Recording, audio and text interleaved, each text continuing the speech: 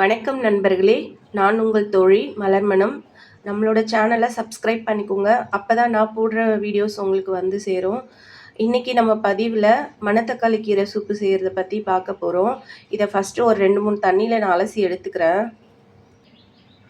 ஒரு medium size தக்காளி, 7 சாம்பார் வெங்காயம், 10 பல் பூண்டு, 1 ஸ்பூன் மிளகு, 1 ஸ்பூன் ஜீரகம், இது எல்லாத்தையும் நம்ம மிக்ஸி ஜாரில் பேஸ்ட் மாதிரி அரைச்சிக்கலாம்.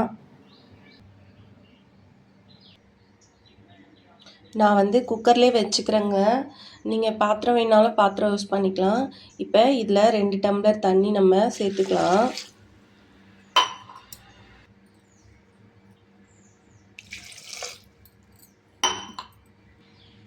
இப்போ அரைச்ச விழுதியும் நம்ம இதோட சேர்த்துக்கலாம். சேர்த்துட்டு குக்கர் மூடி ஒரு விசில் விட்டால் போதும். வந்து கீரையை வடிகட்டி சூப்பாக எடுத்துக்கிட்டேன்ப்பா. இப்போ தேவையான அளவு உப்பு போட்டுக்கலாம். அது கூட 1 ஸ்பூன் நெய் சேர்த்துக்கலாம். நம்ம நெய் சேர்த்து சாப்பிடும்போது இது வயிற்றில் இருக்கிற புண்ணெல்லாம் ஆறும். நல்ல ஒரு பயனான சூப்பு தாங்க. இது செஞ்சு பார்த்துட்டு எப்படி இருக்குன்னு வந்து சொல்லுங்கள். இவ்வளோ நேரம் என்னோடய சேனலை பார்த்தவங்க எல்லாருக்கும் நன்றிகள். தேங்க்ஸ் ஃபார் வாட்சிங்.